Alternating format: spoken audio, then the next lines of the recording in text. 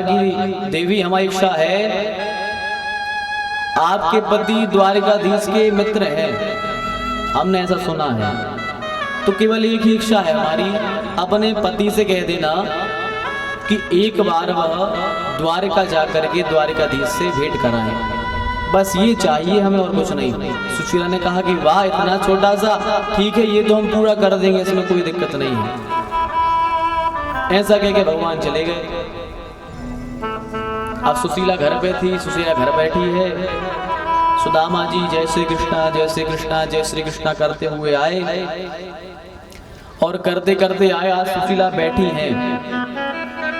सुशीला ने कुछ नहीं कहा आज नाथ से। सुशीला इतनी, माने जितने गुणी सुदामा जी हैं, वैसी ही स्वभाव की, वैसी ही पूरी सुशीला जी है।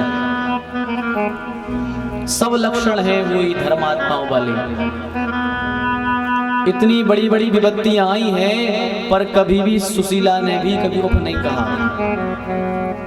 सुदामा जी के जो बच्चे हैं, वो बच्चे चिल्लाते हैं पिताजी भूख लगी है, पिताजी भूख लगी है। 4-5 दिन कुछ खाने को नहीं मिलता, 4-5 दिन कुछ खाने को नहीं मिलता है। बच्चे चिल्लाते हैं पिताजी कुछ खाने को दो, कुछ खाने को दो, थोड़े से चावल ही दे दो खाने को।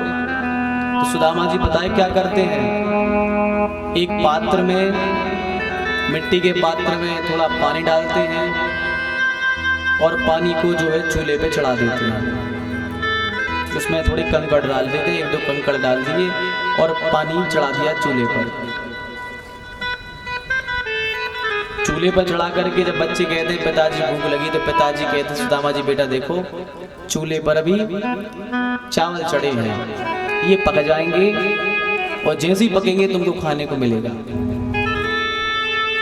कंकड़ चढ़ा दिए पानी में डाल करके और कह दिया कि जब ये पक जाएंगे तो तुम्हें खाने को देंगे। 10 मिनट हो गए, 15 मिनट हो गए, 1 घंटा हो गया, पके ना चावल।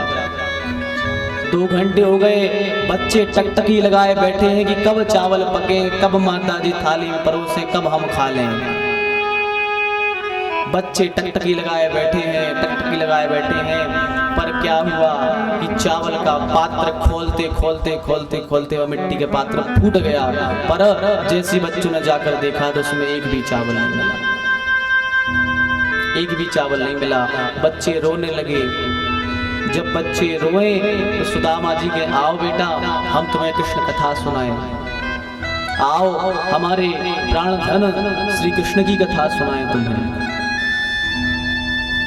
बच्चों को बिठा लेते हैं और सुदामा जी कथा प्रारंभ कर देते हैं, भगवान श्री कृष्ण की कथाएं सुनाते। बेटा तुम्हें पता है द्वारिकाधीश हमारे मित्र हैं, जब हम लोग वहाँ रहते थे शांतिपनी मुनि के यहाँ, बढ़िया खेलते थे, सब कथाएं सुनाएं। इतनी प्यारी प्यारी कृष्ण की, कृष्ण प्रेम में डूबी हुई, कृष्ण प्रेम में ओतप्रोत जब भगवान की लीलाओं को सुनाए, इतनी धारा प्रवाह जब भगवान की लीला का अपने मुख से उद्बोधन करें तो उनके बच्चे भगवान की कथा सुनते सुनते सो जाएं, और ऐसे ऐसे करके रात गुजार लेते थे। सुदामा जी ऐसे ऐसे करके अपने बच्चों की रात गुजारा करते थे, कथा सुना सुना कर।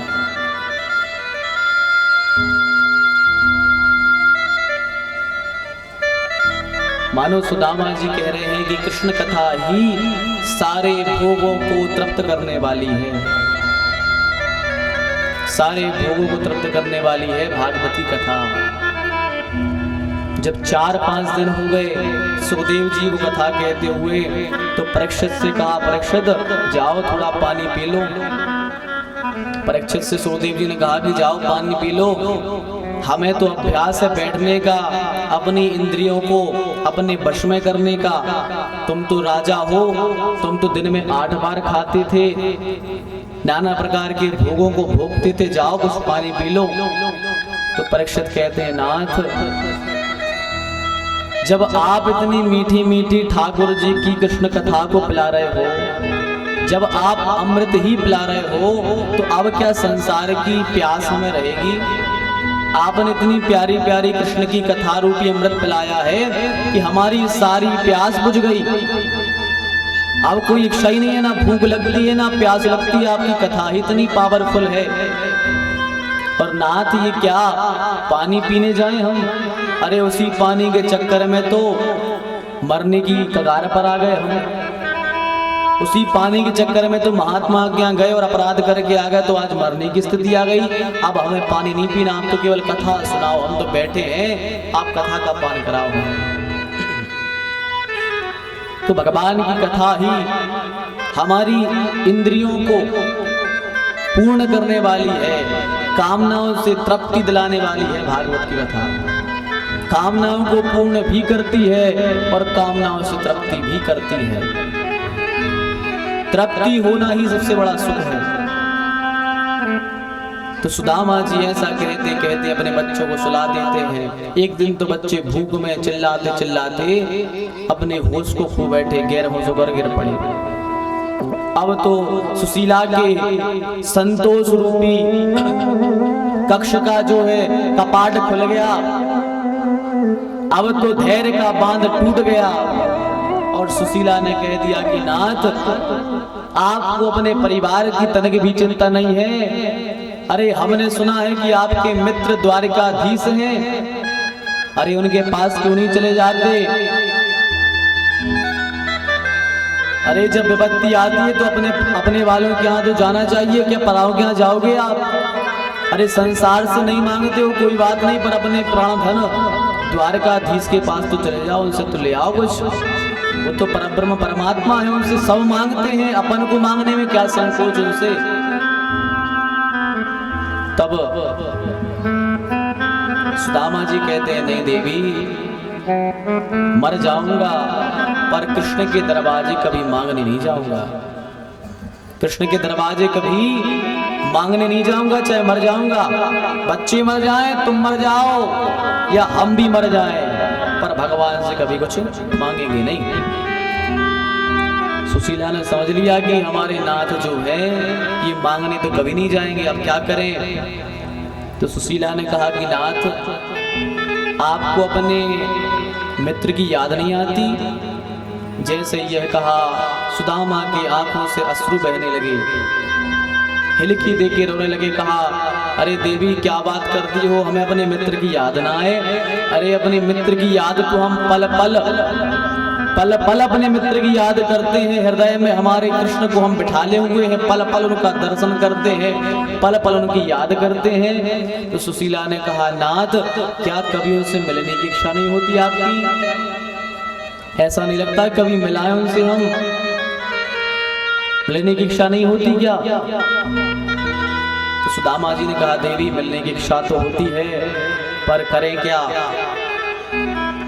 क्या करें, कैसे जाएं? हमें तो रास्ता भी नहीं पता है कि द्वारकापुरी का रास्ता है कहाँ है द्वारकापुरी, रास्ता ही नहीं पता, चले कहाँ से जाएं।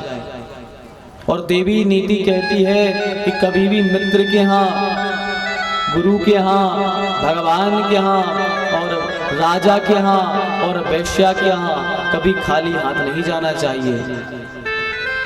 कभी भी जाओ तो कुछ ना कुछ लेके जाओ। मित्र के यहाँ जाओ तो कुछ ना कुछ लेके जाओ, गुरु के यहाँ जाओ तो कुछ ना कुछ लेके जाओ, राजा के यहाँ जाओ तो कुछ ना कुछ लेके जाओ, कुछ लेके जाना चाहिए।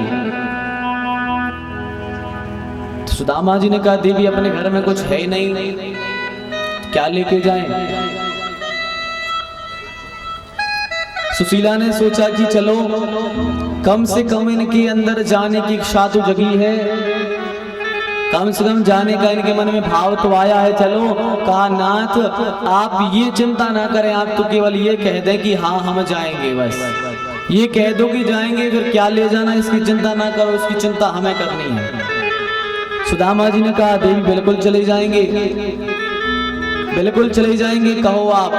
तो जैसे ही सुशीला ने सुना, दौड़ी दौड़ी अपने घर के बाजू में गई और याचित्वा चतुरो मुष्टीन,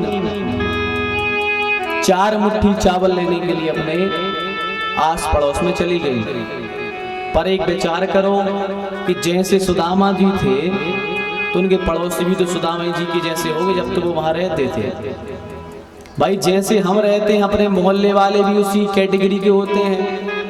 कोई व्यक्ति जिस मोहल्ले में रहता है माने समझ जाके उस मोहल्ले में वैसे वैसे लोग रहते होंगे। तो अब विचार करो जैसे सुदामा जी थे तब उनके पड़ोसी थोड़ी धनी होंगे, वैसे वो भी होंगे। सुदामा जी की पत्नी सुशीला एक घर में गई और कहा, देवी हमने जिंदगी में कभी मांगा नहीं है आप लोगों से, कभी मांगा नहीं हमने आपसे जिंदगी में, पर आज भगवान के प्रति आपसे एक मुट्ठी चावल मांगते हैं, एक मुट्ठी चावल दे दो हमें। तो पड़ोस वाली बोली, अरे सुशीला दीदी यदि आप कुछ देर पहले आ जाती, थोड़ी देर पहले हमने चावल पकाए हैं, अरे राजा के यहाँ से साफ होने आए थे हमारे घर में चावल, तो हमने साफ करके अच्छे अच्छे चावल राजा के यहाँ भेज दिए, और जो उसका टूटी बची थी जो नीचे का वो एक मुट्ठी बचे थे, तो वो हमने अपने बच्चों के लिए पात्र में चढ़ा दिए खाने को। थोड़ी देर पहले आती तो वही उसमें से थोड़ा बहुत हम आपको निकाल के दे देते। सुशीला ने कहा नहीं नहीं फिर भी कोई थोड़ी बहुत व्यवस्था होगी, करो कुछ। तो उसने कहा कि सुनो, जब हमने चावल साफ किए तो अच्छे चावल राजा को दे दिए, फिर जो टूटी बची उसको भी हमने साफ किया तो उसकी भी टूटी बची है टूटे टूटे चावल, तो वो चल जाए। सुशीला ने कहा बिल्कुल आपको वही ले आओ, मैं वही दे दो। तो एक एक मुट्ठी करके ऐसी 4 मुट्ठियां जोड़ ली सुशीला ने, घर पर चावल लेकर के आ गई। अब 4 घर से चावल लाई है तो 4 ही प्रकार के चावल हैं वो। जैसे ही घर पर आई है ठाकुर जी की लीला तो देखो आप कि सुशीला के घर में एक छोटा सा कपड़ा भी नहीं है कि जिस कपड़े में वह चावल को बांध के दे दी।